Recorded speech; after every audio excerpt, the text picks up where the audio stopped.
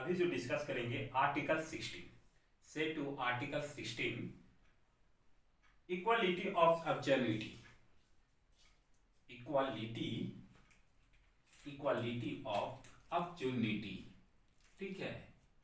मतलब सिंपल भाषा में मैं आपको समझा दूं, जितने भी सरकार द्वारा जितने भी सरकारी वैकेंसी या जॉब निकाले जाते हैं उसमें जो है उसमें सभी को इक्वल हिस्सेदारी मिलता है, ठीक है। कैसे इक्वल हिस्सेदारी मिलता है, एक उदाहरण से आपको समझाते हैं। अगर झारखंड पुलिस का जो है फॉर्म निकलता है, ठीक है, झारखंड पुलिस का अगर फॉर्म निकलता है और उस फॉर्म में आप देखे होंगे कि जो फॉर्म निकलता है उस फॉर्म में जो है ना आपको कुछ छूट दिया जाता है। जैसे कि फॉर्म भरने में आपको छूट मिला जाता है, नंबर के बेसिस पे छूट मिलता है।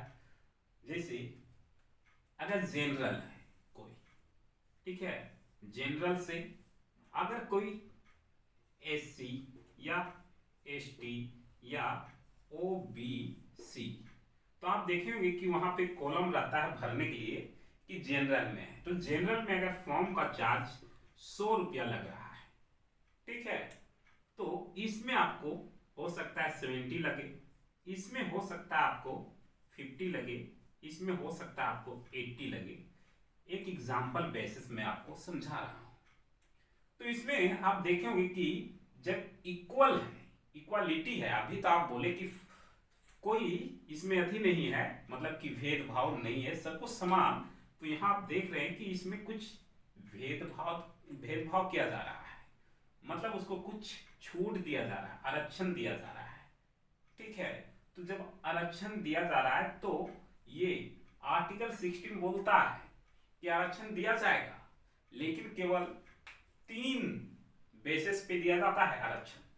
जैसे आपको बता दें, जाति, ये जो आपका जाति है इसके बेसिस पे आरक्षण दिए जा रहे हैं, कास्ट के बेसिस पे।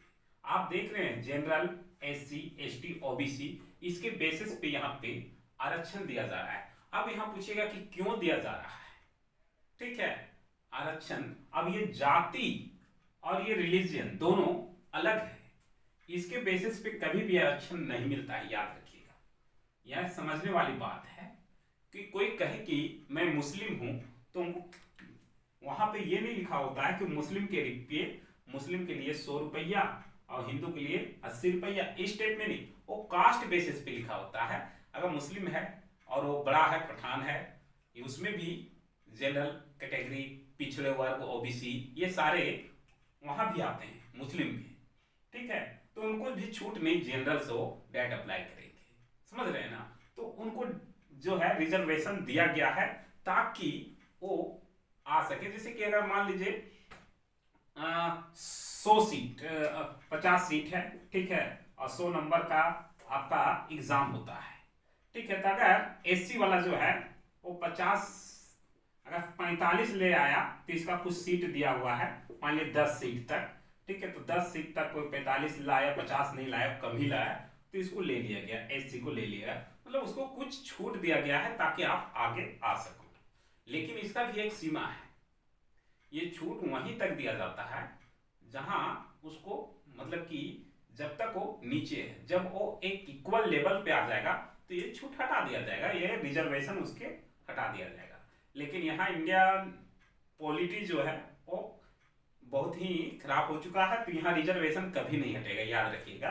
अगर रिजर्वेशन यहाँ हट गया तो समझ जाइए कि यहाँ पे क़यामत आ जाएगा, और रिजर्वेशन हटने नहीं दिया जाएगा, क्योंकि इसी के बेसिस पे लोग राजनीति करते हैं, ठीक है। तो आप समझ चुके होंगे कि धर्म के आधार पे कभी नहीं, कास्ट के आधार पे दिया जाता है।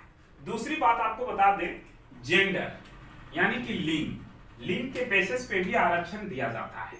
आप देखे होंगे कि झारखंड पुलिस या किसी फोर्स में अगर गर्ल्स का हाइट कम मांगा जाता है, ठीक है, और जगह पे उसको अगर ये कम ही उसको दौड़ाया भी जाता है, अगर लड़का 500 मीटर तक दौड़ता है तब गर्ल्स 400 मीटर, कुछ मतलब उसको छूट दिया जाता है, रिजर्वेशन दिया जाता है, आरक्षण दिया जाता है, ताकि वो भी बॉयज के साथ कंधे से कंधे मिला के आगे की ओर बढ़ सके। इसलिए उनको जो है ना थोड़ा सा आरक्षण दिया जाता है। इसको पॉजिटिव से देखना है, नेगेटिव व्यूज देखिएगा तो आपको लगेगा क्या ना कि उन लोगों को क्यों आगे छूट मिल रहा है कई तरह का, लेकिन अगर उसी को पॉजिटिव व्यूज देखिएगा तो बहुत ही अच्छा, मतलब कि लगेगा कि हाँ अब गर्ल्स भी हमारे साथ कदम में कदम मिला के आगे की ओर चल सकती हैं, इसलिए उनको छूट दिया जाता है। समझ रहे हैं ना, तो गर्ल्स को छूट दिया जाता है। एक चीज आप देखिएगा, लिनेज वंश के आधार पे कभी भी छूट नहीं मिलता है, वंश के आधार पे कभी भी छूट नहीं मिलेगा। आप जैसे कि मान लीजिए एक वंश कि मैं राजवंश से आता हूं, तो चलो ये बहुत ऊपर अथीस आते हैं तो इनको छूट दिया जाता है जॉब में या और कुछ में, तो ऐसा कभी नहीं है। वंश अरे ये दलित से आते हैं, मतलब एससी से आते हैं, ठीक है, इसका वंश एससी है और अब वो बड़ा आदमी बन गया है, कहने का मतलब है कि उसको एक छूट मिला था ना, वंश था तो उसका वंश धीरे धीरे छूट मिला तो बड़ा बन जाएगा, मतलब कि वो बहुत ही तो उसको हम जो है आरक्षण हटा देंगे। जैसे आप सुने होंगे कि जो सरकारी जॉब करते हैं उसको बहुत जगह आरक्षण हट जाता है, उनको नहीं मिलता है कि आपके घर में जो है गवर्नमेंट जॉब है, जैसे कि इंदिरा आवास उनको नहीं मिल सकता है, राशन उनको नहीं मिल सकता है, ठीक है, ऐसे छोटे छोटे लाभ उनको सरकार के द्वारा नहीं दिए जा सकते हैं, क्योंकि अब वो कुछ लेवल तक आ गए हैं, चाहे वो एसटी हो, ओबीसी हो या एससी हो। समझ रहे हैं ना, तो यही है आपका स्थान, स्थान के आधार पे आपको रिजर्वेशन मिल सकता है आरक्षण, ठीक है। स्थान के आधार पे कैसे मिल सकता है ये ध्यान से आप समझिएगा। स्थान मान लीजिए कि कोई गांव बहुत अनडेवलपमेंट है, मतलब वहां किसी तरह का कोई विकास नहीं हुआ है, ठीक है, और अभी चूंकि नेटवर्किंग सिस्टम हो गया है, मीडिया मोबाइल हो गया है, तो हम लोग व्हाट्सएप मोबाइल में ऐसे ऐसे गांव के बारे में, ठीक है, न्यूज में देखते हैं कि उस गांव में का किसे कहते हैं और एक किसे कहते हैं, वहां के आदमी नहीं जानते कि पढ़ाई स्टडी किस पंछी का नाम है। तो वहां अगर कोई पढ़ाने के लिए भी जाता है तो उसको काफी ज्यादा संघर्ष करना पड़ता है, बोलता है क्या पढ़ाएंगे, ये हम जहां रहते हैं उसके आसपास के गांव में देखे हैं कि वहां लोगों को पढ़ाई प्रति किसी तरह का कोई अथी नहीं है। अगर उनको फ्री में बोले कि फ्री में आके पढ़ाई कर लीजिए तो अभी वो आने से कतराते हैं।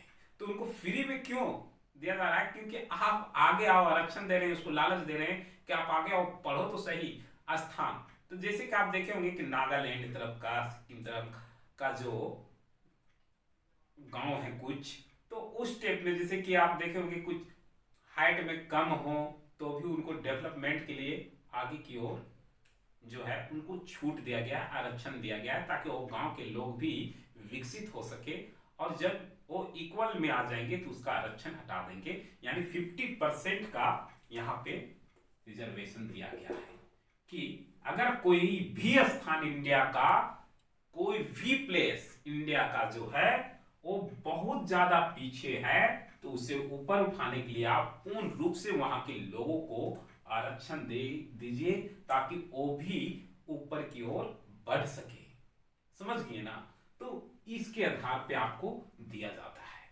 तो 3 आधार पे आपको जो है से आर्टिकल 16 बोलता है कि 3 आधार पे आपको रिजर्वेशन मिल सकता है, सरकारी जॉब या एनी जगह भी, आजकल प्राइवेट जॉब में भी आपको इसके आधार पे कुछ छूट मिलता है, ठीक है ना। तो मैं आशा करता हूं कि आर्टिकल 16 आपको समझ में आया होगा, ठीक है।